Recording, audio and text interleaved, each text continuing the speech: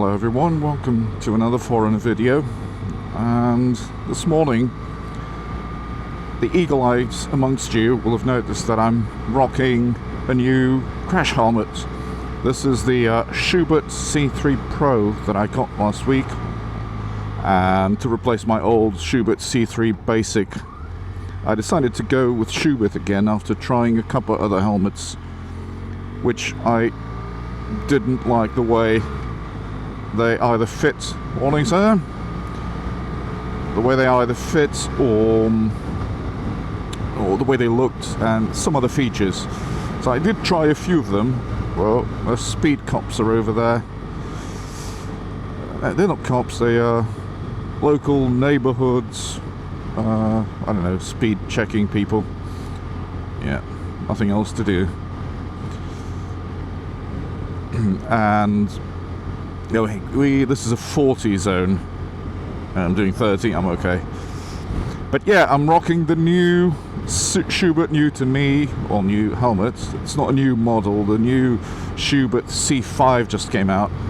It was launched a while back, but I decided to go with the C3. So the other ones that I tried were the Klim carbon fiber, I can't remember the model, which did fit well, sir, it was kind of adequate to the shape of my head, but I didn't find it very, very comfortable. The padding inside, I didn't find it very comfortable. The cheek, you know, protection thing underneath was there, but it was virtually non-existent because it was too small. There was a big gap between the helmet and my neck, whereas this one is very, very tight all around my neck. Very, very comfortable. The padding is very cushy, very warm, quiet, and the Klim just didn't do it for me. I tried the other one that I was really looking for was the HJC, sorry, RPAH70, the flip-up helmet. But I really couldn't keep it on for more than 2 minutes because it was hurting myself here on the front, on my forehead. It was hurting me. It was a lot of pressure.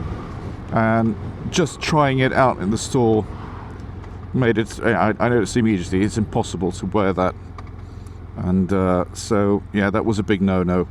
The other one I tried was the Shoei Neotech 2, which is also a very good helmet, very comfortable, but it's also not shaped for my head. So I had to go back to the Schuberths, and the question was, which one should I get? Because I had the C3 Basic, I was happy with it, but it was already very old, 5.5 years old.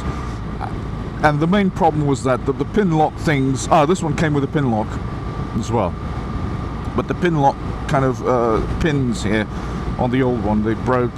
The pin lock came off, and it was also very fragile. It broke, the actual pin lock broke immediately. It was cracked, and it was unusable. And the helmet is quite usable in the summer if it's not very cold, but in the winter if it's cold or raining, the visor just fogs up. And there's already, it's not already watertight anymore, so there's lots of water coming in if it's raining, and it's not comfortable anymore.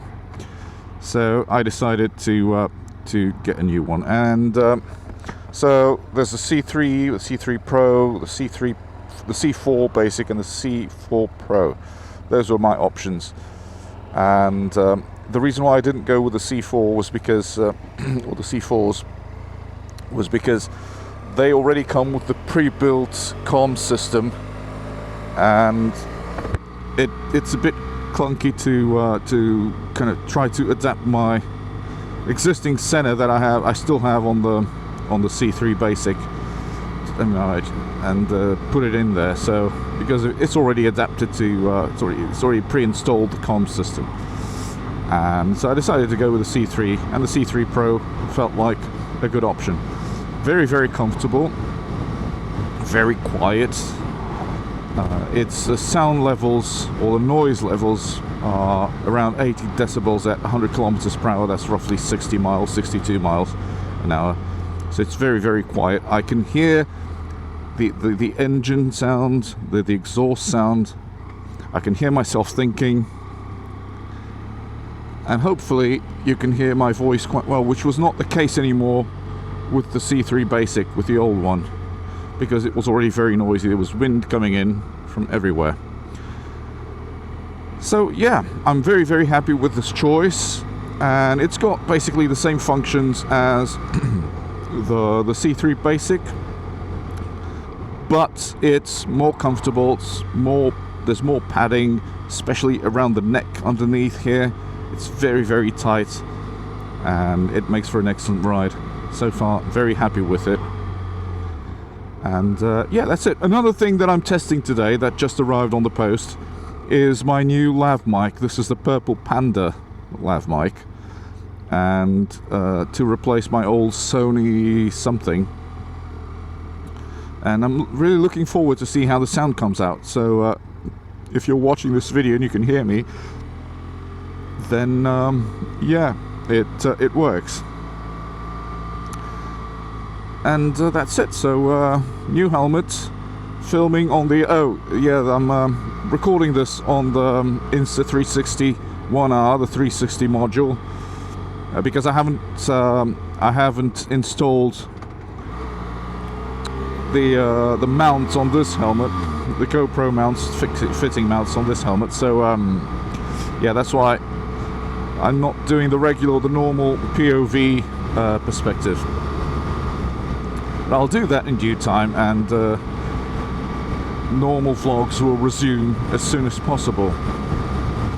But regarding the camera, there has been a major upgrade on both the app and the firmware for the 360, and the upgrade that I'm most interested in is the ability to now do in-camera flow state stabilization in the 4K module. So the stabilization feature on the Insta360 is, or on the Insta360, all Insta360 cameras, is called flow state, which is basically stabilization.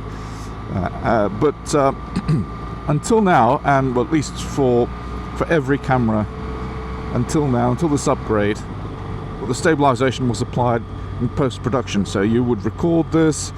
If you're recording in basic mode, you would have a very basic stabilization, in-camera stabilization. But if you did the pro mode, you didn't have that.